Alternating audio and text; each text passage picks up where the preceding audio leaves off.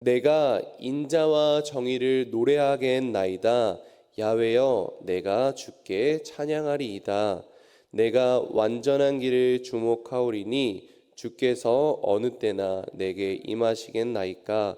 내가 완전한 마음으로 내 집안에서 행하리이다. 비천한 것을 내 눈앞에 두지 아니할 것이요 배교자들의 행위를 내가 미워하오리니 나는 그 어느 것도 붙들지 아니하리이다. 사악한 마음이 내게서 떠날 것이니 악한 일을 내가 알지 아니하리로다. 아멘. 할렐루야. 오늘도 새벽을 깨워 주님의 말씀을 사모하는 성도님들의 삶 가운데 은혜와 기쁨이 넘치기를 소망합니다. 오늘 말씀의 제목은 누구를 가까이 하고 계십니까? 입니다. 한번 성도님들의 가슴에 이렇게 손을 얹고요. 한번 이 질문을 해 보았으면 좋겠습니다. 나는 누구를 가까이 하고 있는가? 한 번 더 해볼까요? 나는 무엇을 가까이 하고 있는가? 네, 감사합니다. 성도님들은 삶을 살아가면서 주변에 어떤 사람들이 있으신가요? 또 어떤 사람들을 만나고 어떤 사람들의 영향을 받으면서 살아가고 계신가요? 근묵자흑이라는 사자성어가 있는데요. 검은 먹을 가까이 할수록 검어진다는 뜻을 가지고 있습니다. 사람만큼 주변 환경에 민감한 사람들이 없습니다.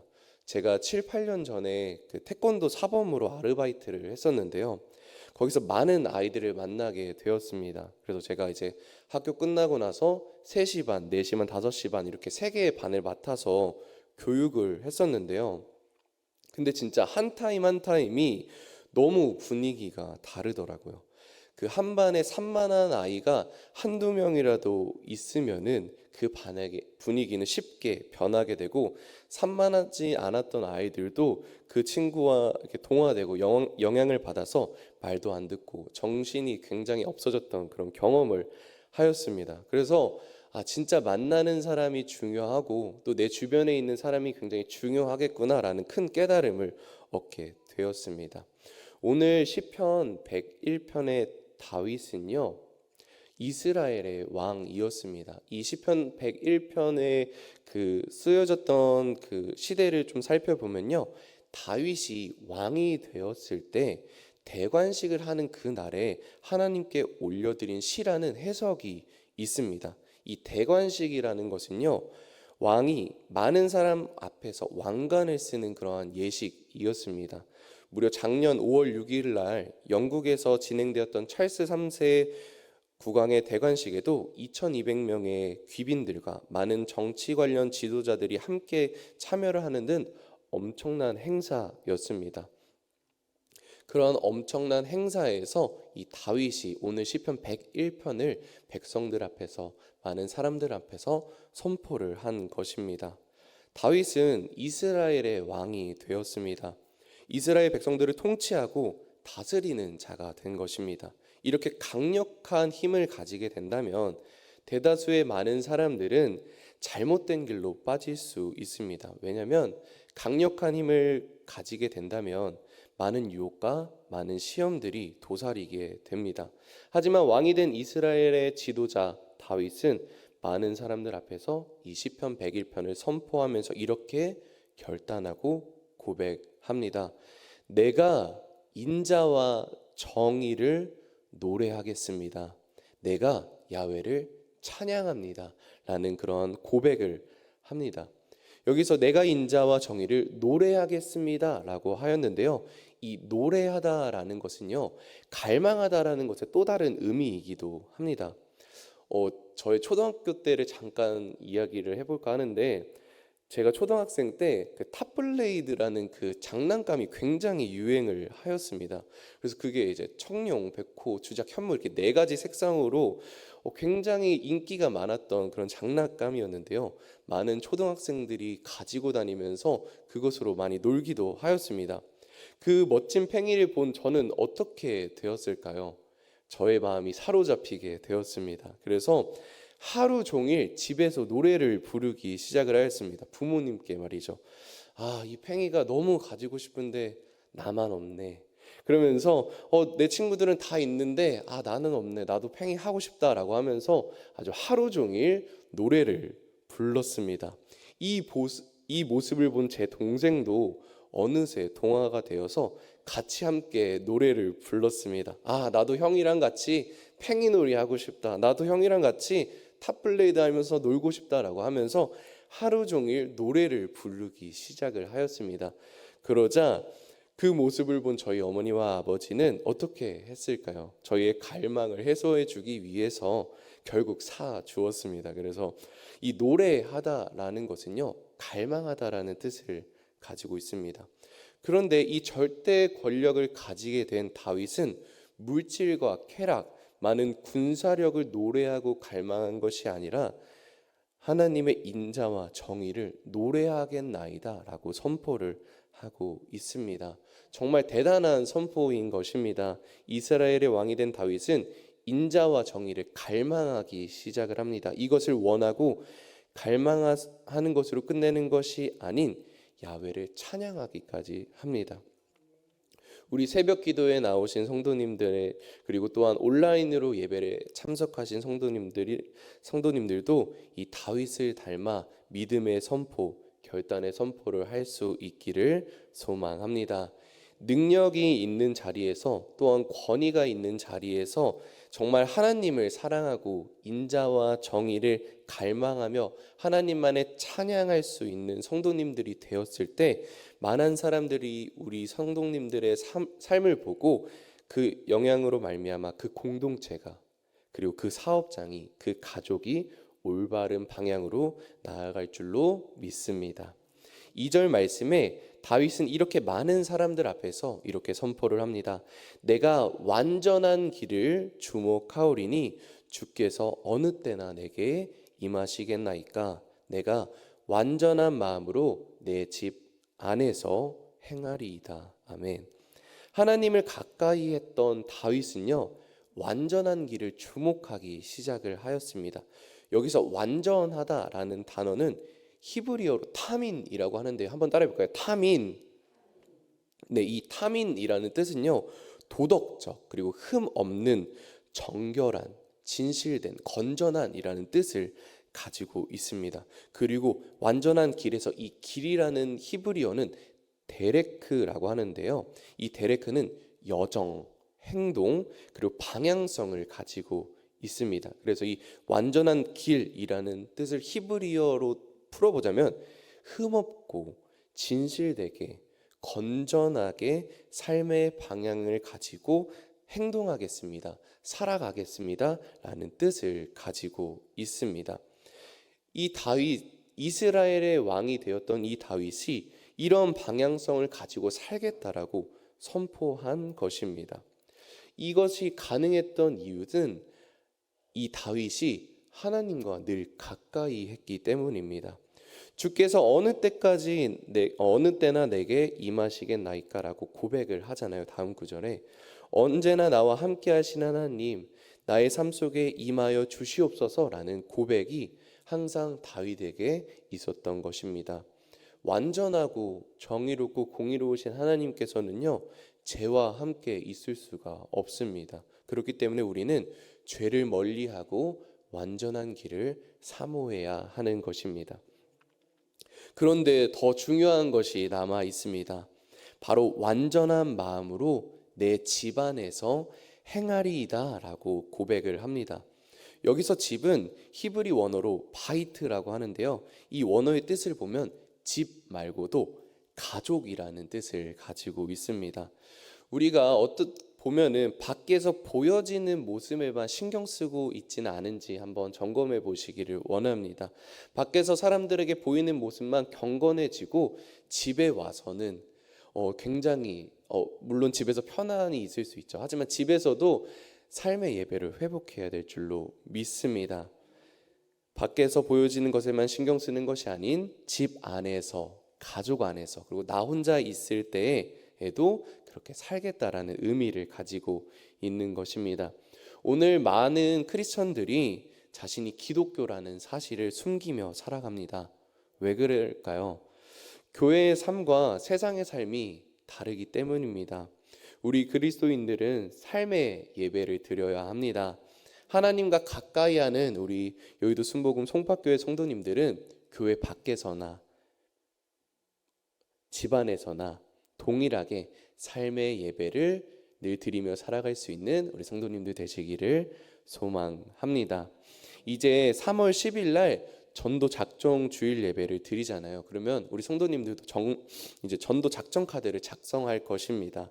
이 작정한다라는 것은 굉장히 중요합니다. 적는 것도 굉장히 중요한데, 하지만 성도님들의 삶이 바뀌지 않으면요, 전도하기는 쉽지가 않습니다.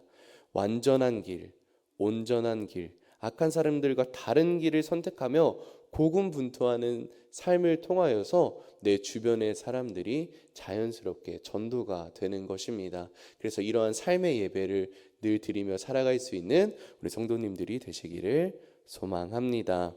우리 성도님들의 삶을 통하여서 많은 사람들이 예수님을 믿을 수 있기를 소망합니다. 그렇다면 저도 그렇게 살고 싶은데 어떻게 살아가야 하는 것일까요? 라는 질문에 3절 말씀을 통해서 이렇게 적용해 보시기를 바랍니다. 비천한 것을 내 눈앞에 두지 아니할 것이요 배교자들의 행위를 내가 미워하오리니 나는 그 어느 것도 붙들지 아니하리이다. 비천한 것들, 악한 것들을 눈앞에 두지 말아야 합니다. 제가 처음 드렸던 질문 기억 혹시 나시나요? 나는 누구를 가까이 하고 있는가? 나는 무엇을 가까이 하는가? 이것을 점검해 보시기를 바랍니다. 여러분 주변에는 어떤 사람들이 있으신가요? 혹시 나쁜 사람들, 악한 사람들의 영향을 많이 받고 있다라면은 그 상황을 빠르게 정리하는 것이 지혜로운 방법입니다. 그러한 결단력이 있기를 바랍니다. 금묵자의, 먹을 가까이 할수록 검해진다라는 뜻입니다. 우리가 아무리 완전해지고 정결해지려고 노력을 한다고 하더라도 예를 들어 도박장이나 클럽, 나이트 이런 곳에 있으면 우리가 정결해지기가 굉장히 쉽지가 않습니다. 내 눈을 어디에 두어야 하는가, 내가 어디에 있어야 하는가 굉장히 중요합니다. 그리고 내 눈이 어디를 바라보고 있는가도 굉장히 중요합니다. 우리 성도님들이 자주 사용하는 휴대폰 그리고 인터넷 어떤 거를 가장 많이 보면서 살아가고 계신가요? 그것도 한번 점검해 보시기를 바랍니다. 이것들이 우리가 생각하지도 않았는데 많은 영향을 받으며 살아가고 있습니다. 이 알고리즘이라고 하죠. 유튜브에는 알고리즘이라는 것이 있어서 내가 보는 것들, 내가 듣는 것들을 계속해서 보여주기 시작을 합니다. 그래서 저는 이제 헬스를 하면서 자주 설교 말씀을 듣기도 하는데요. 유튜브로 설교 말씀을 듣다 보니까 굉장히 좋은 많은 설교들이 이렇게 나오더라고요. 그런데 이렇게 많은 그런 설교들이나 인사이트를 얻다 보면요, 경계해야 될 것이 있습니다. 지금 살고 있는 세상은 너무나 많은 그런 영향들 그리고 인사이트를 얻게 되는데요, 인터넷에서 그것을 가장 많이 얻게 됩니다.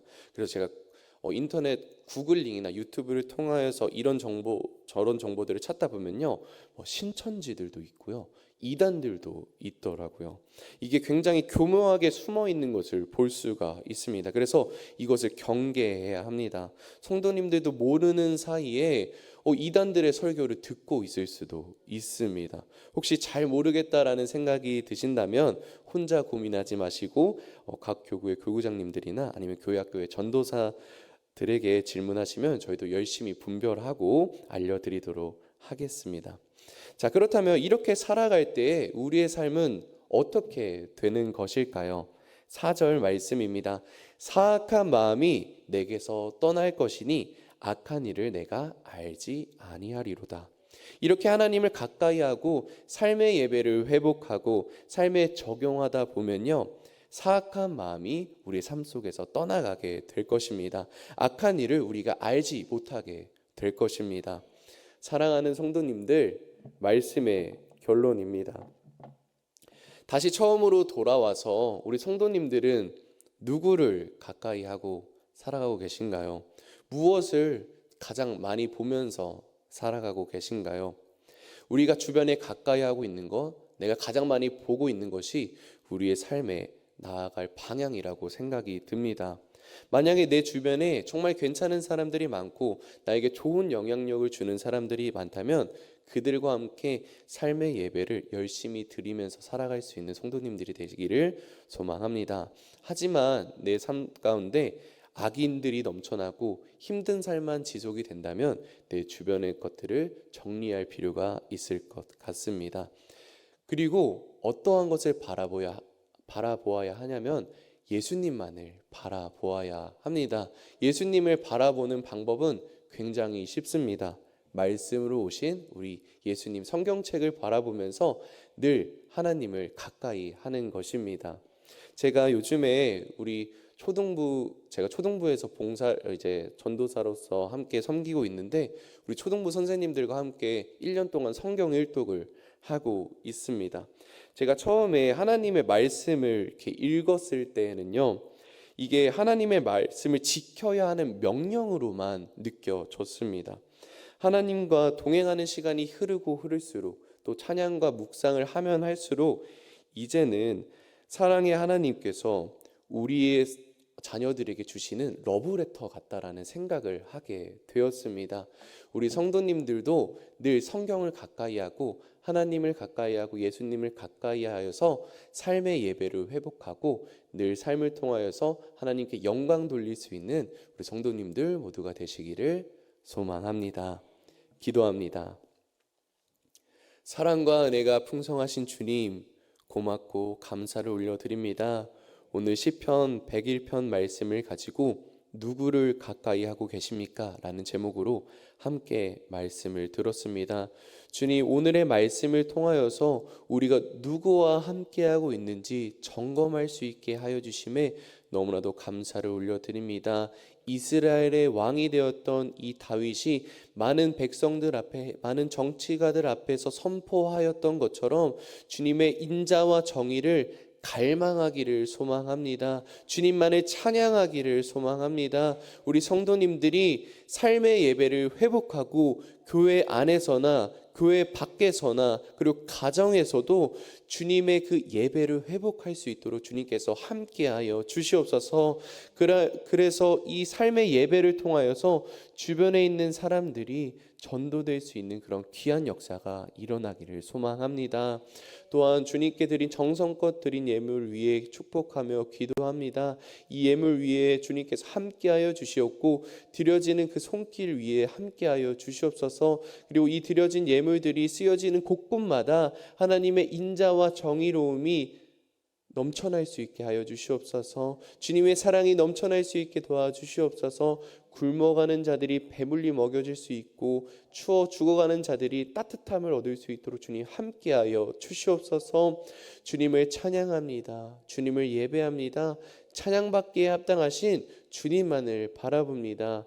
나의 삶 가운데 주님 역사하여 주셔서 우리의 삶 가운데 삶의 예배를 회복하여 주시옵고 주님만을 온전히 바라보며 살아갈 수 있는 우리 교회 모든 성도님들이 될 수 있도록 주님께서 함께하여 주시옵소서.